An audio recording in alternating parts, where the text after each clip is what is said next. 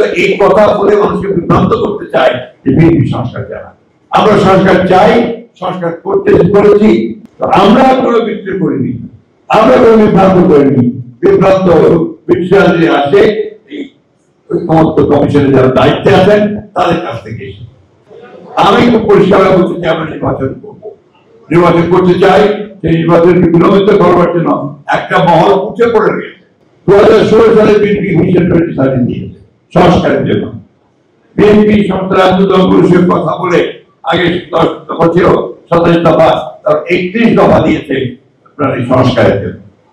এই কথা বলে মানুষকে বিভ্রান্ত করতে চায় যে বিএনপি সংস্কার চায় না। আমরা সংস্কার চাই, সংস্কার করতে করেছি। আমরা প্রত্যেকটা সবাই যেগুলো আমরা আলোচনা হয়েছে সেই সভাগুলোতে দেখেছি এবং শেষ পর্যন্ত সমাধান সফল করেছি। আমরা কোনো বিক্রি করিনি, আমরা কোনো বিভ্রান্ত করিনি। বিভ্রান্ত বিশ্বাস যে আসে এই সমস্ত কমিশনের যারা দায়িত্বে আছেন তাদের কাছ থেকে। সুতরাং এ ব্যাপারে আমাদের বক্তব্য খুব পরিষ্কার। যারা অবশ্যই যে সংস্কারগুলো আমরা একমত হয়েছি সেই সংস্কারগুলো অবশ্যই আমরা একমত হবো আছি।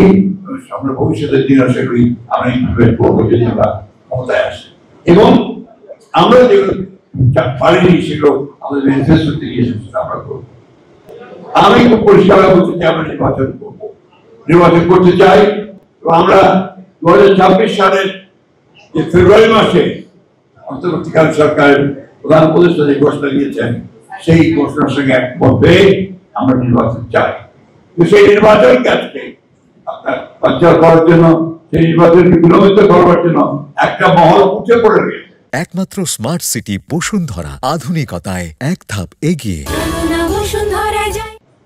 বিভিন্ন ভাবে বিভিন্ন কথাবার্তা বলে জনগণকে বিভ্রান্ত করার চেষ্টা করছে।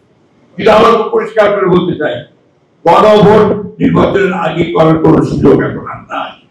নির্বাচনের দিনই গণভোট হবে, সে কথা আমরা পরিষ্কার করে বলেছি।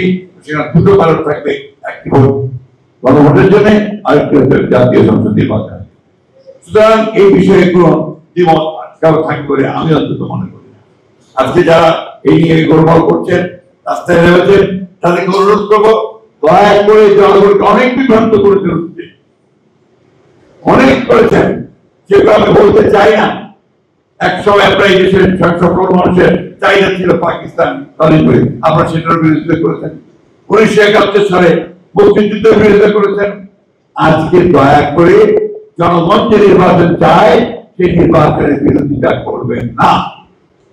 এই দেশের মানুষ কখনো যারা পিছিয়ে হয় তাদেরকে ক্ষমা করেন, তারা ক্ষমা পায় না। সুতরাং ওখান থেকে সরে আসুন, নির্বাচন করুন, নির্বাচনের মধ্য দিয়ে জনগণের মতামত প্রতিষ্ঠিত হোক, এটাই আমরা সকলে চাই। জনগণ সরকার গঠিত হোক এবং এই সংকট থেকে আমরা উত্তরণ ঘটাতে পারি, সেটি আমাদের যাওয়া দরকার, যেতে হবে।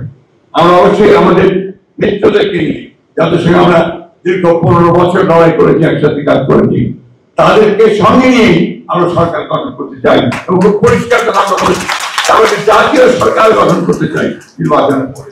সুতরাং এই ক্ষেত্রে আমাদের বক্তব্য পরিষ্কার। আসুন সবাই আমরা এই একসাথে নির্বাচনকে সামনের দিকে এগিয়ে যাই, নির্বাচনকে সুন্দর সুষ্ঠু করে একটা আমাদের জনগণের পার্লামেন্ট, জনগণের একটা সরকার গঠন করি, এটাই আমার বক্তব্য।